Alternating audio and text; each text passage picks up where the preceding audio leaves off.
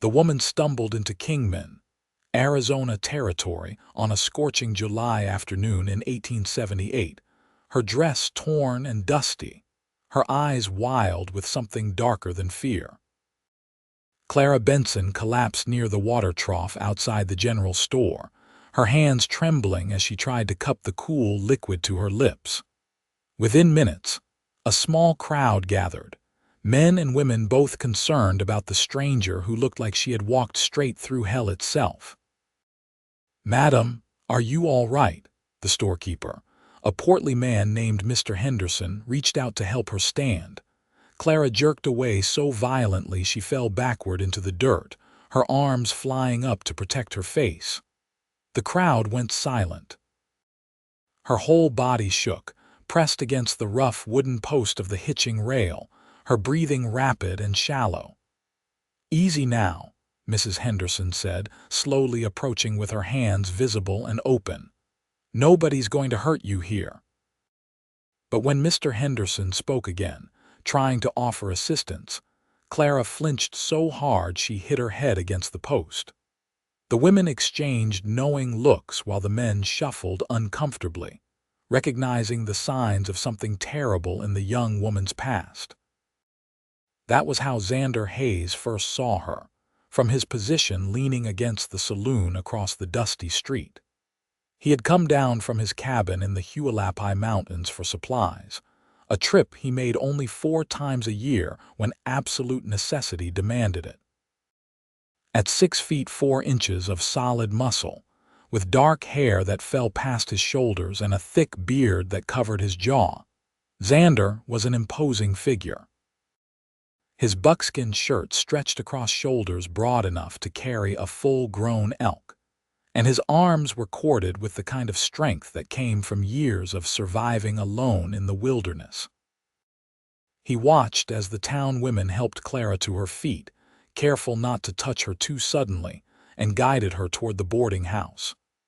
The men who had tried to help stood back now, confused and somewhat offended by her reaction to their kindness. Xander understood that look in her eyes, though. He had seen it before in wounded animals, that mixture of terror and desperate need for safety. He finished his business at the general store, loading supplies onto his pack mule with efficient movements. He should have left town immediately, headed back to his mountain solitude where he belonged. But something about the woman made him pause. As the sun began to set, painting the desert sky in shades of orange and purple, Xander found himself settling his animals at the livery for the night and taking a room at the boarding house. The next morning, Clara sat alone on the boarding house porch, a cup of tea cooling in her hands. She looked calmer in the daylight, though her shoulders remained tense, her posture that of someone ready to bolt at any moment. Xander emerged from the boarding house, his boots heavy on the wooden planks. Clara's head snapped up at the sound, and he watched her whole body tense. Before he could say anything, before he could offer the greeting that was forming on his lips, she had pressed herself back against the wall, her cup rattling in its saucer. Xander froze. Then, very deliberately, he moved to the opposite end of the porch and sat down on the railing, putting as much distance between them as the space allowed. He did not speak. He simply sat there, looking out at the awakening town, at the purple mountains in the distance that were his home. Several minutes passed in silence. Out of the corner of his eye, Xander could see Clara slowly relaxing, her death grip on the teacup easing slightly. When Mrs. Henderson came out with breakfast, Xander nodded his thanks but remained quiet, eating his meal without a word. This pattern continued for 3 more days. Xander found reasons to delay his return to the mountains. Each morning, he would sit on the porch, always keeping his distance, never speaking when Clara was present. He moved slowly and deliberately when she was nearby, making sure his large frame would not seem threatening. He kept his voice low when he had to speak to others, just a rumble of sound that carried no aggression. Clara noticed. How could she not? The other men in town, well-meaning as they were, still made her jump with their sudden movements and loud voices. But this mountain man, this giant who looked like he could break a man in half with his bare hands, he moved around her like she was made of glass. More than that, he moved like he understood. On the fourth morning, Xander was sipping his coffee when he heard a sound so soft he almost missed it. "Thank you." He glanced over carefully. Clara was looking at him for the first time, really looking at him, though her hand still trembled slightly around her cup. Xander nodded once, a small dip of his head, and returned his gaze to the mountains. He did not smile or speak, did not make any gesture that might seem too forward. Just that simple acknowledgement. "The others mean well," Clara continued, her voice barely above a whisper, "but they do not understand." Xander waited a long moment before responding, keeping his voice low and gentle, so different from what anyone would expect from a man of his size. "No, they do not, but you do. I have seen pain before," he said quietly, still not looking directly at her. "I know it needs space to heal." Clara was silent for a while, and Xander thought perhaps he had said too much, but then she spoke again. "My husband died 6 months ago. Or rather, I killed him." Xander's hand tightened on his coffee cup, but he did not react otherwise. He kept his breathing steady, his posture relaxed, giving her space to continue if she wanted.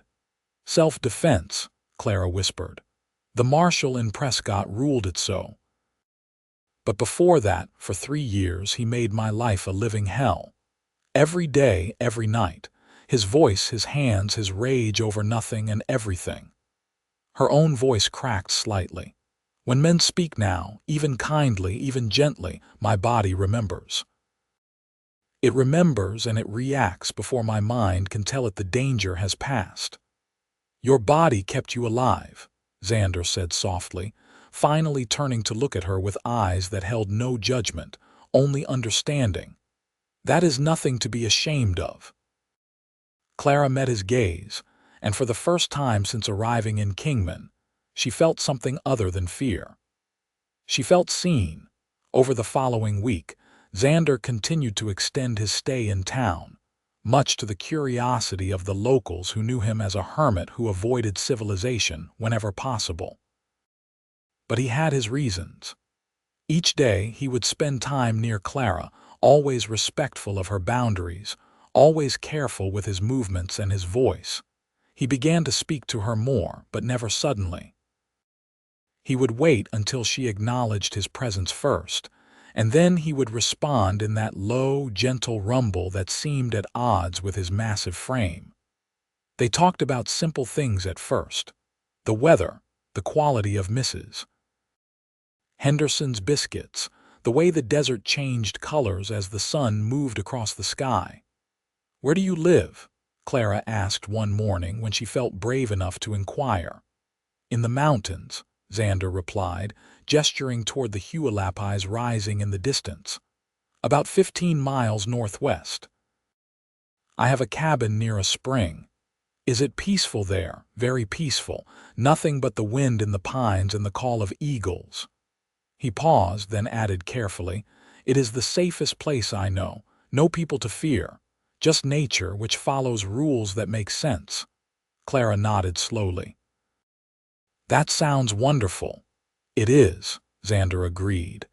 Then, after a moment's hesitation, he said, "You would be welcome to visit sometime if you wanted, when you felt ready. Mrs. Henderson could come as a chaperone if that would make you more comfortable." The offer hung in the air between them. Clara looked at this strange, gentle giant who had shown her more kindness in a week than most people had shown her in years. The thought of leaving town terrified her, but it also sparked something she thought had died. "Hope. Maybe," she whispered. "Someday." Xander nodded and let the subject drop. He did not push, did not insist, did not make demands. He simply accepted her answer and moved on to discussing the family of quail he had seen that morning. As the days turned into weeks, Clara began to heal in small, almost imperceptible ways. She no longer pressed herself against walls when men walked by, though she still tensed slightly.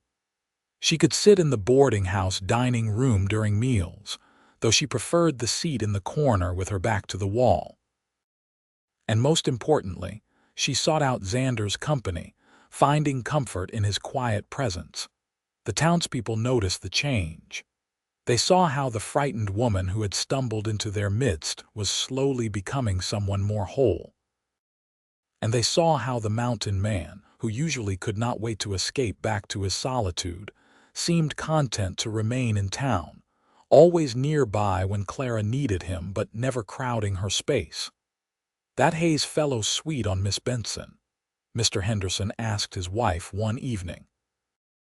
"I think it is more than that," Mrs. Henderson replied, watching through the window as Xander taught Clara how to whittle on the porch, their heads bent close but not touching, his voice a low murmur of instruction. "I think he is helping her remember that not all men are monsters."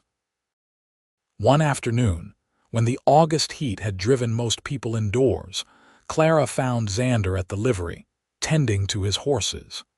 She had been thinking about his offer for weeks now, and something had shifted inside her. The walls she had built around herself, necessary as they had been for survival, were starting to feel less like protection and more like a prison. "Xander," she called softly from the doorway. He turned carefully, a brush in his hand, and smiled. It was the first time she had seen him truly smile, and it transformed his rugged face into something warm and genuine. "Clara, I have been thinking about your cabin, about seeing it." She twisted her hands together nervously. "Would the offer still stand, always?" Xander said simply. "Mrs. Henderson has agreed to come with us, at least for the first visit," Clara continued, the words coming faster now. "She says her husband can spare her for a few days. We could leave tomorrow if that suits you." Xander set down the brush and approached slowly, stopping a respectful distance away. "That suits me just fine. The ride is not difficult and the weather should hold. I think you will like it up there, Clara. It is a good place for healing."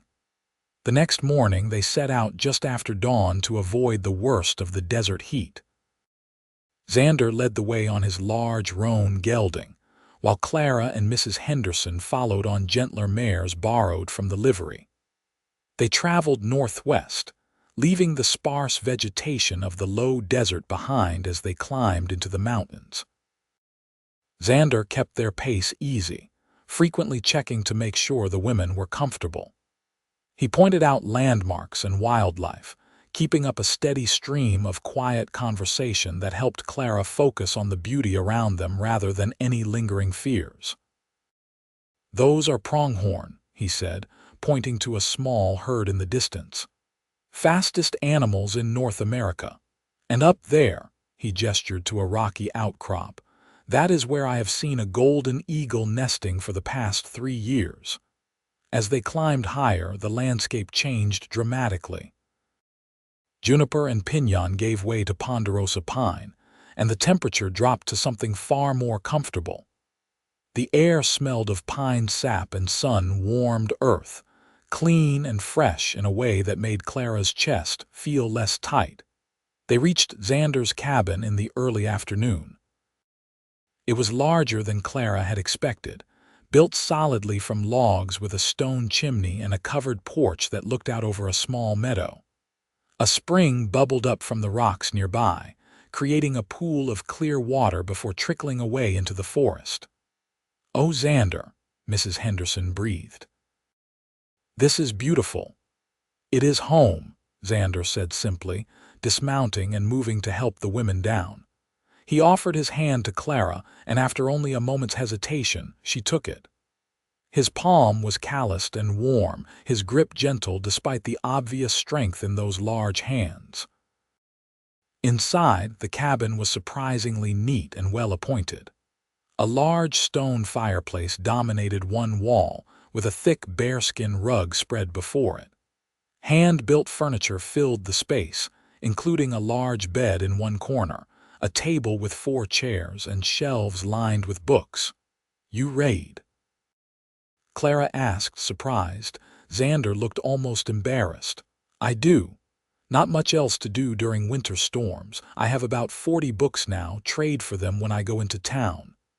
He ran a hand through his long hair. "I know it is not what people expect from a mountain man, but my mother was a schoolteacher. She made sure I loved learning before she passed." Clara moved to the shelves, examining the titles.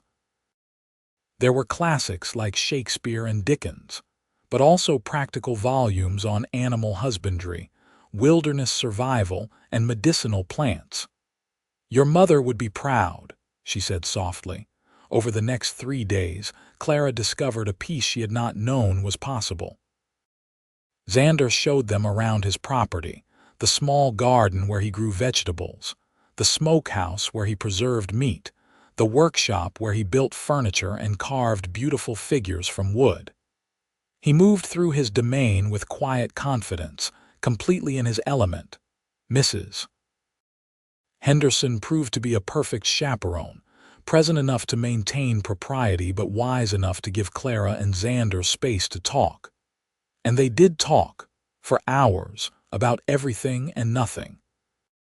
Clara told him about her childhood in Ohio, about her dreams of becoming a teacher before her father had arranged her marriage to a man 20 years her senior, who had seemed respectable, but hid a monster beneath a civilized facade. "I thought I was lucky," she said one evening as they sat on the porch watching the sunset. "Malcolm was wealthy, educated, from a good family. My father thought he was securing my future. For the first month I believed it too. He was charming, attentive. But then we arrived at his ranch outside Prescott, far from anyone who knew me, and the mask came off." Xander's jaw clenched, but he kept his voice soft. "What happened, if you are comfortable telling me?" "Everything," Clara whispered. "He would rage at me for imagined slights, for the food being too hot or too cold, for looking at him wrong or not looking at him enough. He would throw things, break things. And when that was not enough, he would hurt me. His favorite punishment was to scream at me for hours, never allowing me to speak, to defend myself, to even move. Just standing there while he shouted until I could barely stand, barely think." "I am so sorry," Xander said quietly. "The night he died, he came at me with a poker from the fireplace. He had been drinking, which always made it worse. I grabbed the rifle he kept by the door, the one he used for hunting. I did not even think, just pulled the trigger." Her voice shook. "The marshal ruled it self-defense when he saw the bruises, the scars, the state of that house. But Malcolm's family, they did not believe it. They said I was a murderer, that I seduced their son and killed him for his money. They made life impossible in Prescott, so I left. I walked for 3 days before I reached Kingman." "You are the strongest person I have ever met," Xander said, and there was such conviction in his voice that Clara looked at him in surprise. "How can you say that? I jump at shadows. I cannot even hear a man raise his voice without wanting to run." "Because you survived," Xander said firmly. "Because you are still here, still trying, still hoping for better. That takes a strength most people will never understand." He shifted slightly, and Clara realized he was clenching his fists, anger on her behalf evident in the tight set of his shoulders. But when he spoke to her, his voice remained gentle. "You deserved none of what happened to you. You deserve to be cherished, protected, loved. And someday, when you are ready, I hope you will let yourself believe that again." Clara felt tears slip down her cheeks, but they were not tears of fear or pain. They were tears of release, of finally being heard and believed and understood. "Thank you," she whispered. Xander slowly reached into his pocket and pulled out a clean handkerchief, offering it to her with his eyes averted, giving her privacy for her tears. It was such a small gesture, but it meant everything. That night, Clara lay in the comfortable bed Xander had given up for her and Mrs. Henderson while he slept outside on the porch. She stared at the ceiling, listening to the gentle sounds of the forest, and realized something profound. For the first time in over 3 years, she felt safe. Not just physically safe, but emotionally safe. Safe enough to imagine a future that looked different from her past. The next morning, Mrs. Henderson announced she needed to return to town. "My husband will be wondering where I have gotten to," she said with a knowing smile. "But Clara, dear, you should stay if you like. Xander has been a perfect gentleman, and I trust him completely. A few more days of this mountain air would do you good." Clara looked at Xander, who was carefully not pressuring her either way, his expression neutral. "I would like to stay," she said. "If that is all right with you, Xander." "It is more than all right," he replied softly. After Mrs. Henderson departed, Clara felt simultaneously nervous and relieved. She trusted Xander, truly trusted him in a way she had not thought possible with any man. But being alone with him was still new territory. Xander seemed to sense her uncertainty. "I thought I might teach you to fish today if you are interested," he said casually. "The stream about a mile from here has excellent trout." Fishing proved to be exactly what Clara needed. It was peaceful, requiring patience and quiet, and Xander was an excellent teacher. He showed her how to bait the hook, how to read the water, how to set the hook when she felt a bite. When she caught her first fish, a beautiful rainbow trout, she laughed with delight, a sound that made Xander's heart squeeze in his chest. "You are a natural," he said, grinning at her enthusiasm. "I have never done anything like this before," Clara said, watching the fish swim in the shallow water before she released it as Xander had shown her. "Malcolm never allowed me to go anywhere or do anything without him, and he certainly would not have taught me something he considered a man's activity. Out here, there are no men's activities or women's activities," Xander said. "There is just surviving and living. A person needs to know how to do everything." Over the next week, Xander taught Clara many things: how to identify edible plants, how to track animals by their prints, how to start a fire without matches, how to navigate by the stars. He taught her to shoot his rifle, patiently coaching her until she could hit a target at 50 yards. Each lesson was given with infinite patience and gentle encouragement, never frustration or anger when she struggled. But more than the practical skills, Xander was teaching Clara to trust again. He showed her through his actions that men could be gentle, could be kind, could control their strength and use it to protect rather than harm. He never made sudden movements around her, never raised his voice, never crowded her space unless she invited him closer. And gradually, Clara did invite him closer. She began to sit nearer to him during their evening talks on the porch. She would touch his arm when something amused her, reach for his hand when the trail was steep. These small gestures of trust and affection were precious to Xander, worth more than gold. One evening, as they sat watching the stars emerge in the darkening sky, Clara asked the question that had been building in her mind for days. "Why did you stay in Kingman so long? You clearly prefer the solitude of the mountains." Xander was quiet for a long moment, and Clara thought perhaps she had overstepped. But then he spoke, his deep voice soft in the darkness. "Because you needed someone who understood. Because I saw you flinch away from kindness and recognized that particular kind of pain. And because from the moment I saw you, Clara Benson, I felt something I have not felt in the 15 years I have lived alone on this mountain. I felt like I had been waiting for someone, and that someone was you." Clara's breath caught. "Xander, I am not asking you for anything," he said quickly. "I know you have been through hell, and the last thing you need is another man making demands. But I want you to know that you are safe with me always. Whether you stay a week or a month or forever, whether you see me as a friend or something more or nothing at all, You are safe, and you are valued, and you are cared for. Clara felt her heart pounding, but not from fear. From something else entirely, something she had thought her dead husband had killed in her. Hope, possibility, the stirring of feelings she had believed were gone forever. "I care for you too," she whispered. "I did not think I could feel this way again. I did not think I would ever want to. But you, Xander Hayes, you have shown me a gentleness I did not know existed in this world. You have given me space to heal while still being present.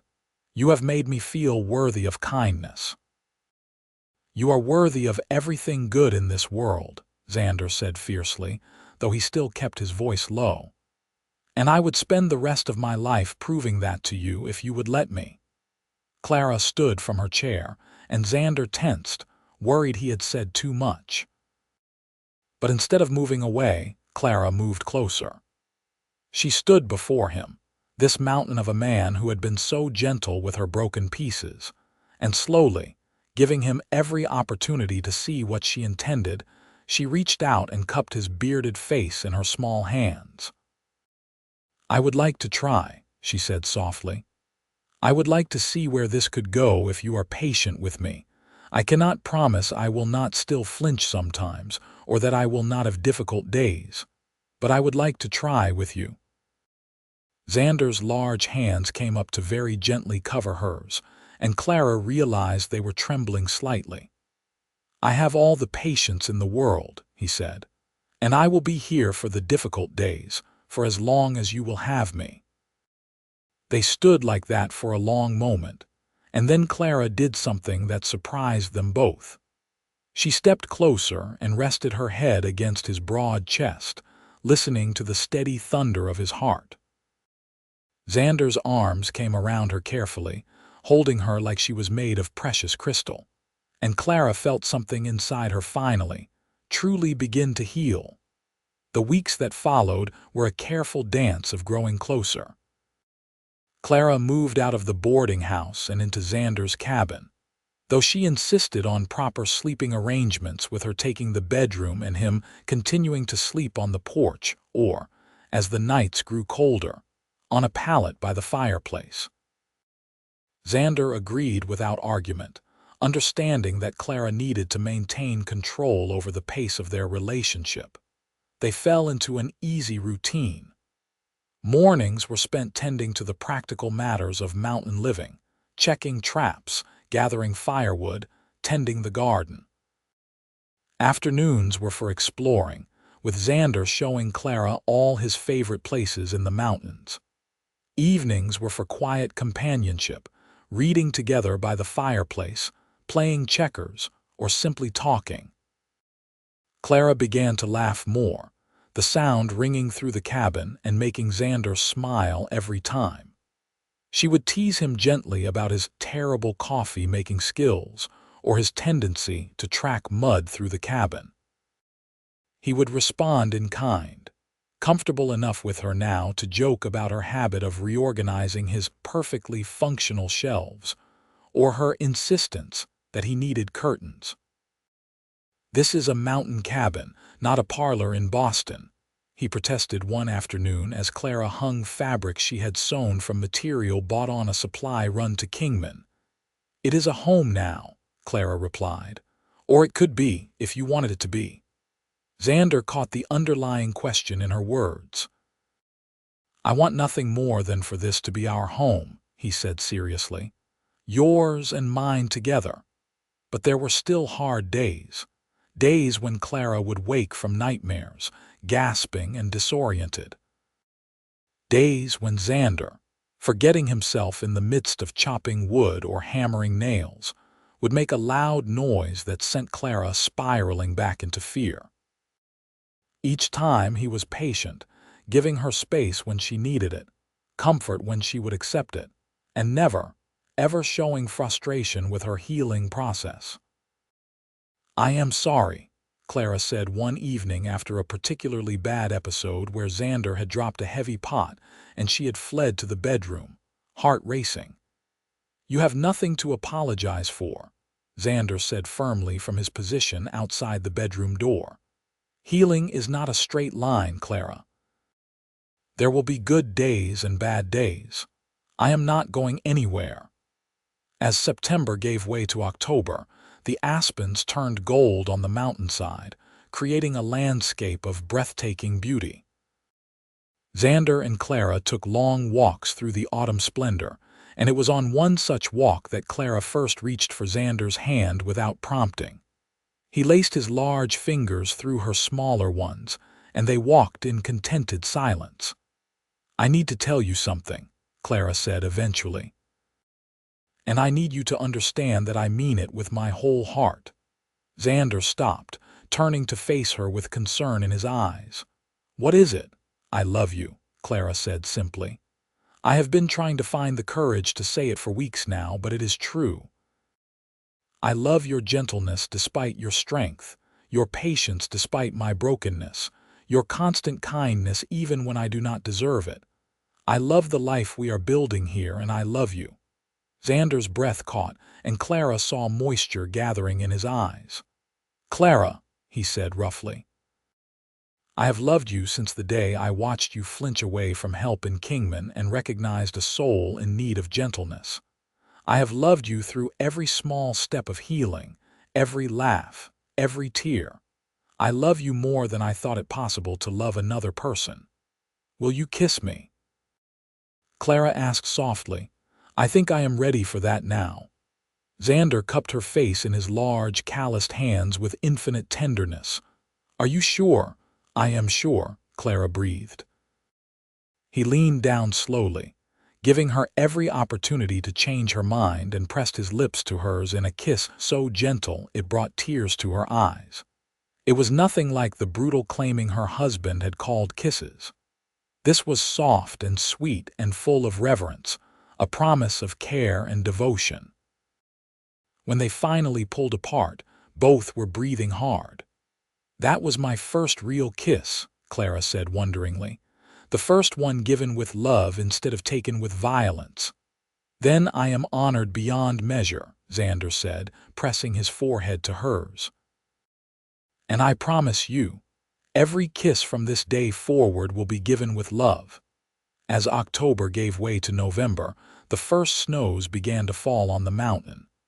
Xander prepared the cabin for winter, stocking it with enough supplies to last until spring if necessary. Clara helped with the work, feeling proud of her growing competence in this mountain life. "Will we be all right up here all winter?" she asked one evening as they watched the snow fall outside the window. "We will be more than all right," Xander assured her. "We have everything we need, and more importantly, we have each other." On a cold November night, with the first real blizzard of the season howling outside, Clara made a decision. She stood from her place by the fire and walked to where Xander sat reading, his long hair loose around his shoulders, firelight playing across his strong features. "Xander," she said softly. He looked up immediately, setting aside his book. "Yes." "I do not want to sleep alone anymore," Clara said. "I want to be your wife in truth in every way. I am ready." Xander stood slowly, searching her face for any sign of uncertainty. "Clara, we do not have to rush anything. I am content to wait as long as you need." "I know you are," Clara said. "That is one of the many reasons I love you. But I am not saying this because I think you expect it or because I feel pressured. I am saying it because I want this with you now. I want to reclaim this part of myself that was taken from me and make it something beautiful again." "Then we should marry first," Xander said. "Properly with a preacher and witnesses. You deserve that dignity and respect," Clara smiled. "We are snowed in until spring, my love, but if you want to marry me, then ask me properly." Xander dropped to one knee, taking her hand in both of his. "Clara Benson, you are the strongest, bravest, most incredible woman I have ever known. You have transformed this lonely cabin into a home and filled my solitary life with joy. Will you do me the honor of becoming my wife?" "Yes," Clara said, tears of happiness streaming down her face. "Yes, 1,000 times yes." They married themselves that night, speaking vows before the fire with God as their witness. Xander promised to cherish and protect Clara all the days of his life, to never raise his voice in anger, to always be gentle with his strength. Clara promised to trust him with her whole heart, to build a life with him, to love him completely. And then, with infinite care and patience, Xander showed Clara what love between a husband and wife was meant to be. Gentle and passionate, tender and fierce, everything her first marriage had never been. Clara cried, but they were tears of healing, of reclaiming something that had been stolen from her and making it beautiful again. Afterward, they lay wrapped in each other's arms before the fire, the bearskin rug soft beneath them, the storm howling outside their warm sanctuary. "Thank you," Clara whispered against Xander's chest, "for waiting, for being patient, for showing me that this could be good." "Thank you for trusting me," Xander replied, pressing a kiss to her hair. "For letting me love you, for choosing to heal rather than hide. You are the greatest gift I have ever received." Winter deepened, blanketing the mountain in snow. Xander and Clara spent the months in blissful isolation, learning each other's rhythms and habits, growing ever closer. Xander taught Clara to read animal tracks in the snow and to predict weather by the color of the sky. Clara taught Xander to enjoy the small comforts of domestic life, like fresh bread and mended clothes, and a cabin kept cozy.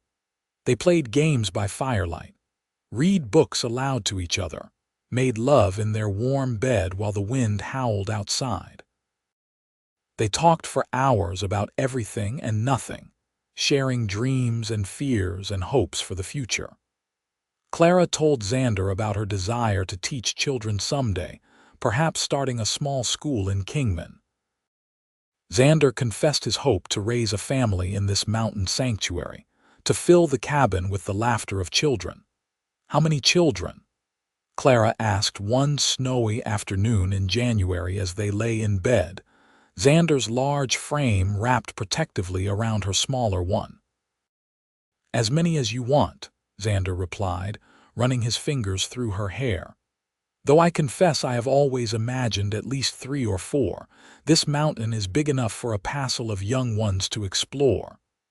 "I would like that," Clara said softly. "I would like to fill this house with love and laughter, to raise children who know they are safe and cherished." "They will be," Xander promised. "Any child of ours will grow up knowing they are loved beyond measure." By the time the snows began to melt in March, Clara was pregnant. They were both overjoyed, though Clara also felt some trepidation. The nearest doctor was in Kingman, a difficult journey even in good weather. "We should go to town soon," Xander said when she told him about the baby.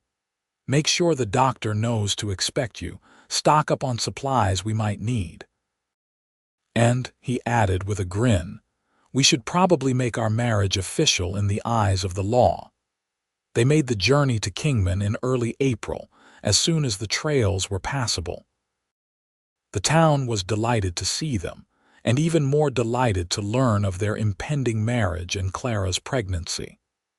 The Hendersons insisted on hosting the wedding at their home, and half the town showed up to witness the ceremony. "I told you that Hayes fellow was sweet on you," Mr. Henderson said to Clara with a wink. "He saved my life," Clara replied, watching Xander across the room as he talked with some of the local men. "He showed me what real love looks like."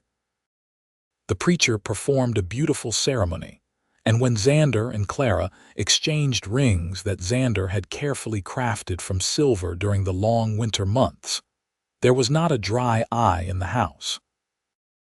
Afterward, there was a celebration with food and dancing, and Clara found herself genuinely happy in a way she had once thought impossible. That evening, as they prepared to return to the mountain, Mrs. Henderson pulled Clara aside. "I have never seen such a transformation in a person," she said warmly. "When you arrived here last summer, you were broken and terrified. Now look at you, positively glowing with happiness." "It is all because of Xander," Clara said. "He gave me the space and time to heal, showed me through actions, not just words, what a good man looks like. I never thought I could trust again, let alone love again. But he made it possible." "You did the hard work of healing yourself," Mrs. Henderson corrected gently. "Xander may have provided the safe space and the support, but you are the one who chose to trust again, to hope again. Never forget your own strength, dear."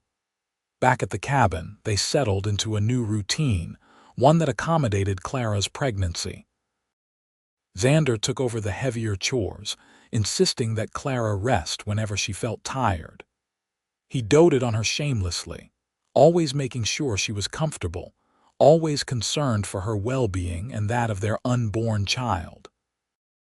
"I am pregnant, not an invalid," Clara protested one afternoon when Xander tried to carry her over a small stream. "I know," Xander said, grinning, "but humor me. I have waited 32 years to have a family of my own, and I intend to enjoy every moment of it." As summer arrived, Clara's belly swelled with new life. They spent long evenings planning for the baby, with Xander building a beautiful cradle from pine wood and Clara sewing tiny clothes and blankets. They argued playfully about names and debated whether they were having a son or daughter. "I hope he has your strength," Clara said one evening, her hands on her belly as the baby kicked. "Or she has your courage," Xander countered, his large hand covering hers to feel the movement. In late September, as the aspens turned gold once more, Clara's labor began. Xander had prepared as best he could, having consulted with the doctor in Kingman and Mrs. Henderson extensively. But when the moment came, he was terrified. Clara's pain scared him in a way that grizzly bears and mountain lions never had. "I am right here," he said, gripping her hand as another contraction hit. "You are the strongest person I know, and you can do this. Do not leave me," Clara gasped. "Never," Xander promised. "I will never leave you." The labor was long and difficult, lasting through the night and into the next day. But finally, as the afternoon sun slanted through the cabin windows, their son entered the world with a lusty cry. Xander cut the cord with shaking hands and helped Clara deliver the afterbirth, then carefully cleaned and wrapped the baby before placing him in Clara's arms. "He is perfect," Clara breathed, tears streaming down her face as she looked at their son's tiny features. "He is beautiful," Xander agreed, his own eyes wet, "just like his mother." They named him Joshua Silas Hayes, and he became the joy of their lives. Xander proved to be a devoted father, patient and gentle with his son just as he had been with Clara. He would spend hours holding the baby, singing old songs his mother had taught him, telling stories about the mountain and the creatures that lived there. Clara watched her husband with their son and felt her heart swell with love. This was what family was meant to be, what home was meant to be. Not fear and violence and walking on eggshells, but love and laughter and endless patience. When Joshua was 6 months old, Clara discovered she was pregnant again. "So soon," she said to Xander in surprise. He grinned. "I did say I wanted a passel of children." Their daughter, Sarah Grace, was born the following summer, an easy birth compared to Joshua's difficult entry into the world. She had her mother's delicate features and her father's dark hair, and from the beginning, she was a happy, content baby. "Our family is growing," Clara said one evening as they sat on the porch, Joshua playing at their feet while Sarah nursed. "I never imagined I could be this happy." "Neither did I," Xander said, looking at his wife and children with wonder. "You have given me everything I never knew I needed." But life on the mountain was not always easy. There were hard winters and failed crops, illnesses and injuries, the constant challenge of surviving in the wilderness. Through it all, Xander and Clara faced everything together, their love and trust in each other only growing stronger. When Joshua was 3 and Sarah, 18 months old, Clara miscarried a pregnancy. She was devastated, grieving the loss of the child she had already begun to love. Xander held her through her tears, his own grief evident but his focus entirely on comforting his wife. "We will try again when you are ready," he said gently. "Or if you decide you do not want to risk another pregnancy, then we have been blessed with 2 beautiful children already. Whatever you need, I am here." "I want to keep trying," Clara said eventually. "I want our family to grow. But I need some time." "Take all the time you need," Xander assured her. 6 months later, Clara was pregnant again, and this time, the pregnancy progressed smoothly. Their second son, Daniel Matthew, was born in the spring of 1883, a chubby, cheerful baby who seemed to smile at everything. As their family grew, so did their cabin. Xander added rooms, expanding their home to accommodate 3 active children. He built a barn for their growing herd of goats and chickens, a larger garden to feed more mouths. Clara started keeping a journal, documenting their life on the mountain for future generations. The children thrived in the mountain environment. Joshua was brave and curious, always wanting to explore with his father. Sarah was gentle and artistic, creating beautiful drawings with charcoal on scraps of wood. Daniel was the happy mediator, always making his siblings laugh when they argued. Xander taught all 3 children to read and write, passing on the love of learning his mother had instilled in him. Clara taught them mathematics and history, stories and songs. Together, they created a rich education in their mountain home. They made regular trips to Kingman, where the children delighted in seeing other people and playing with town children. But they always returned to the mountain happily, this being the only home they had ever known. "Do they ever ask about my past?" Clara asked Xander one evening after the children were asleep. "About why I flinch sometimes when people raise their voices," Joshua asked once, Xander admitted. "I told him that before you met me, someone hurt you very badly, that it made you cautious around anger, but that it was not your fault and he should always be gentle with his voice and movements around people who seemed scared." "What did he say?" "He said he would always protect you, just like I do. Then he gave you a flower he had picked." Xander smiled at the memory. "Our children are growing up knowing that strength means protection, not domination. That is a legacy worth leaving." As the years passed, Clara healed more completely than she had ever thought possible. There were still occasional nightmares, still moments when a loud noise or sudden movement would trigger old fears. But they became rarer, and Xander was always there to ground her, to remind her she was safe. In 1886, when Joshua was 7, Sarah 5, and Daniel 3, Clara gave birth to twins, a boy and girl they named Thomas Benjamin and Alina Rose. The cabin rang with the sounds of 5 children, and life was chaotic and messy and absolutely perfect. "5 children," Clara said wonderingly one evening as she and Xander finally collapsed into bed after getting all the little ones settled. "Can you believe we have 5 children?" "I believe we have a very full, very blessed life," Xander replied, pulling her close. "And I would not change a single thing about it." "Neither would I," Clara agreed.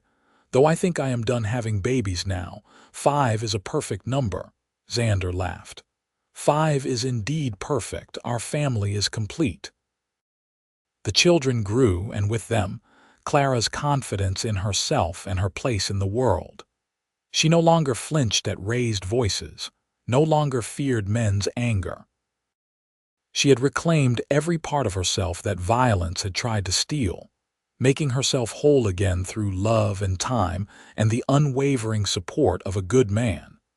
When Joshua was 10, he asked his parents how they met. Clara and Xander exchanged glances, silently communicating as only long-married couples could. "Your mother had been through a very difficult time," Xander began carefully. "When she came to Kingman, she was hurt and afraid. I saw her flinch away from help, and I recognized that she needed gentleness and patience. So I stayed in town longer than I had planned," he continued. "And I showed your mother through my actions that she was safe, that she could trust again. We became friends first, and then something more." "Papa whispered when other men spoke loudly," Clara added. "He moved slowly and carefully around me. He gave me space to heal while still being present. He showed me what real love looks like." "That is beautiful," Sarah said dreamily. She was a romantic even at 7 years old. "It is the truth," Xander said, looking at Clara with all the love he felt shining in his eyes. "Your mother is the strongest, bravest person I have ever known. She took a heart that had been broken and put it back together. She chose to trust again when it would have been easier to hide. That takes more courage than anything else in this world." As the children grew older and more independent, Clara began to fulfill her dream of teaching. She started a small school in their cabin, teaching not only her own children but also the children of other mountain families who lived in the area. She proved to be an excellent teacher, patient and encouraging, helping each child discover their own strengths. Xander continued to work the land, hunting and trapping, selling furs and meat in Kingman to support their growing family. He also began crafting furniture, his skilled hands creating beautiful pieces that became sought after by people as far away as Prescott and Flagstaff. Their life was not wealthy by any means, but it was rich in all the ways that mattered. They had food on their table, a solid roof over their heads, and most importantly, they had each other and their children. They had built something real and lasting from the broken pieces of Clara's past. On their 10th wedding anniversary, Xander surprised Clara by taking her on a trip, just the two of them, while Mrs. Henderson watched the children. They rode to a beautiful meadow high in the mountains, a place Xander had discovered years before but never shown anyone. "It is breathtaking," Clara breathed, looking at the wildflowers covering the meadow and the view of the valley far below. "I have been saving this place," Xander said, "waiting for the perfect moment to share it, and I realized our 10th anniversary was that moment." He spread a blanket on the ground and they sat together, watching the clouds drift by overhead. "Clara," Xander said seriously, taking her hand in his, "these past 10 years have been the best of my life. You transformed me from a lonely hermit into a husband and father. You gave me a family, a purpose, a reason to look forward to each new day. You saved my life," Clara said simply. "In every way a person can be saved. You showed me that not all men are violent, that not all anger is dangerous, that I could trust and love again. You gave me time to heal, space to grow, and unconditional support through it all. You are the best man I have ever known, Xander Hayes." "I love you," Xander said. "More today than yesterday, more tomorrow than today. That is my promise to you for all our years to come." "And I love you," Clara replied, "with my whole heart forever." They renewed their vows there in that meadow, speaking promises of continued love and devotion, reaffirming the commitment they had made 10 years before in a snowbound cabin. Afterward, they made love under the open sky, celebrating the life they had built together and the love that had made it possible. As the years continued to pass, their children grew into fine young adults. Joshua became a skilled tracker and hunter like his father, but with his mother's gentle spirit. Sarah became a teacher like Clara had always dreamed of being, opening a school in Kingman. Daniel became a carpenter, creating beautiful buildings throughout Arizona territory. The twins, Thomas and Alina, were still finding their way when the new century dawned in 1900. Thomas was interested in ranching, while Alina wanted to study medicine. Xander and Clara supported all their children's dreams, proud of the capable, compassionate adults they had become. "We did well," Clara said one evening as she and Xander, now in their 50s, sat on their porch watching the sunset. Their hair was gray now, their faces lined with age, but their love for each other burned as bright as ever. "We did," Xander agreed. 5 wonderful children, all healthy and happy and making their own ways in the world. A life built on love and trust and mutual respect. I could not ask for anything more. "Do you ever regret giving up your solitary mountain life?" Clara asked. "You were so content alone before I came along." "I thought I was content," Xander corrected. "But I was really just existing. You taught me the difference between existing and truly living. I would not trade a single moment of our life together for anything in this world." Clara leaned her head on his shoulder, still fitting perfectly against his large frame after all these years. "I was so broken when I came to Kingman. I flinched at shadows, feared every man's voice. I never thought I would heal, let alone find love again." "But you did heal," Xander said, pressing a kiss to her hair. "You did the hard work of putting yourself back together. I just provided a safe space for that healing to happen." "You did more than that," Clara said firmly. "You showed me through your actions what real love looks like. Patient, kind, gentle, protective in the best ways. You never pushed, never demanded, never took. You only gave. That is what allowed me to heal and trust again."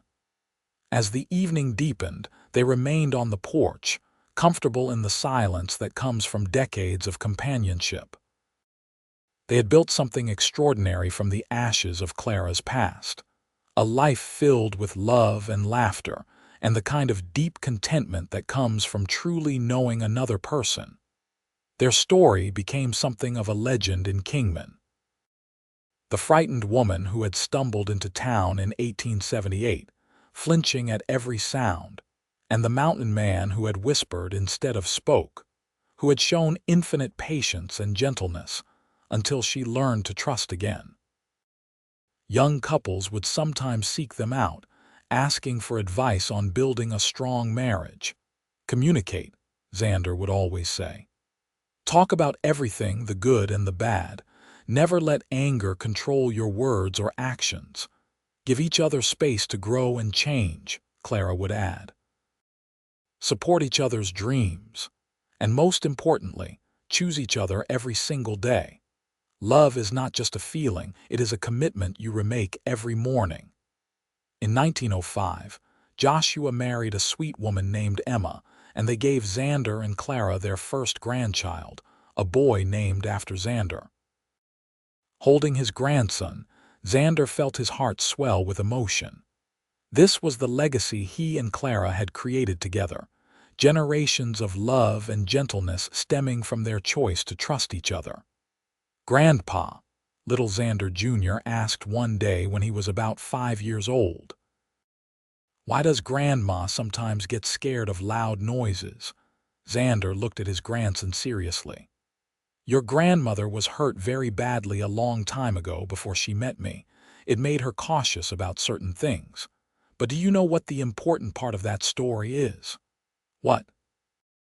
"That she was brave enough to heal. That she chose to trust again even though it was scary.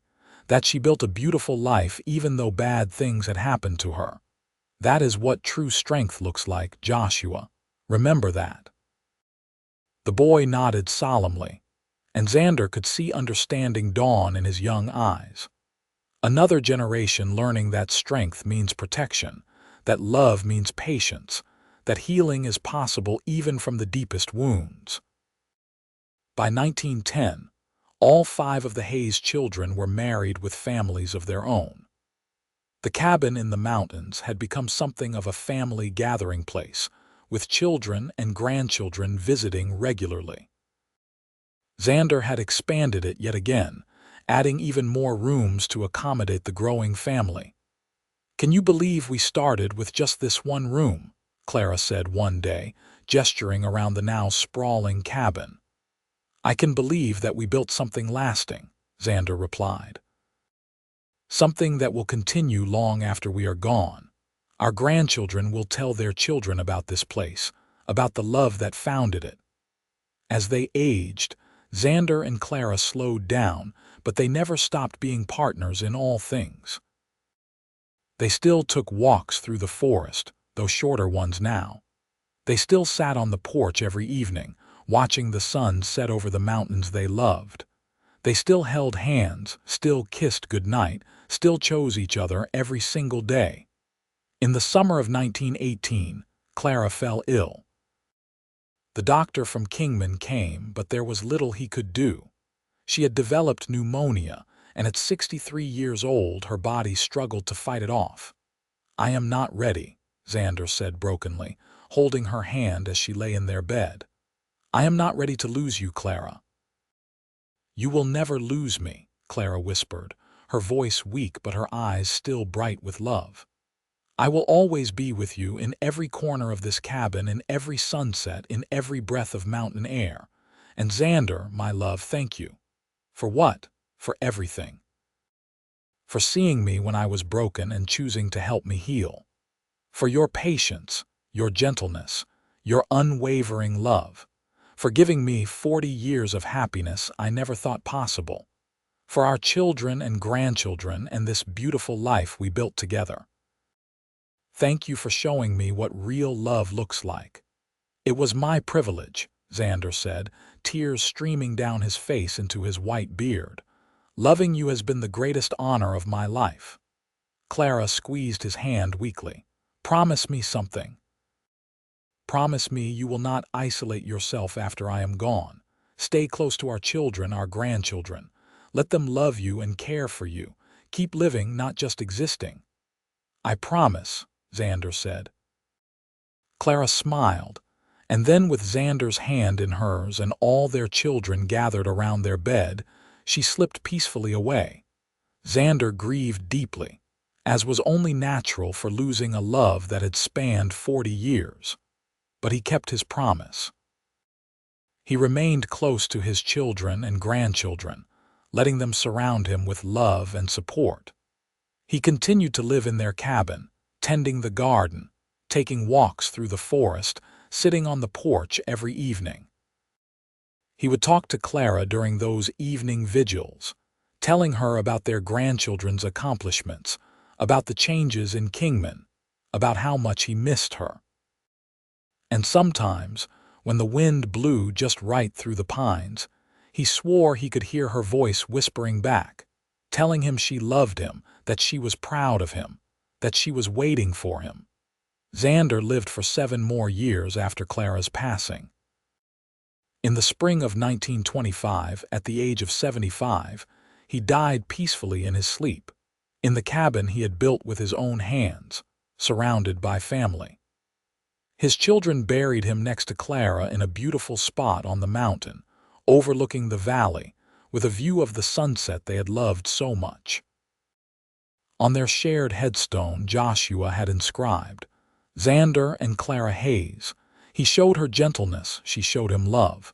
Together they built a legacy that will last forever." And indeed it did. Their story became family legend, passed down through generations. The cabin remained in the Hayes family, maintained and loved by their descendants.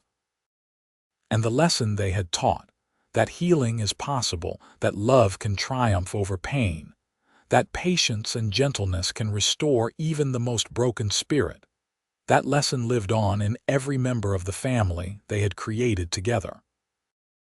Young Hayes couples would visit the cabin on their honeymoons, sitting on that same porch, looking at those same mountains and remembering the love story that had started it all.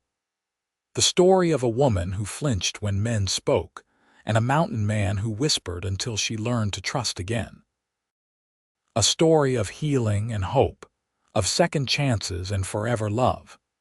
A story that proved that even the deepest wounds could heal when met with patience, gentleness, and unconditional love. Their great-great-grandchildren would explore the same forests Xander and Clara had walked, would fish in the same streams, would watch the same sunsets. And they would know that they came from love, real and true and lasting. They would know that their ancestors had built something beautiful from pain and fear, transforming it into joy and trust and family. That was the true legacy of Xander and Clara Hayes. Not just the children they had raised or the land they had tended, but the lesson they had lived every single day of their marriage. That love, true love, is patient and kind, that it gives space while staying present, that it whispers when the world shouts, that it heals and protects and never, ever takes more than it gives. And in that mountain cabin, if you sit very quietly on the porch in the evening, some say you can still feel their presence, still sense the love that permeated every log, every stone, every board. Still feel the gentle strength of Xander and the fierce courage of Clara, forever intertwined, forever together, forever reminding those who come after that healing is possible and love can conquer all.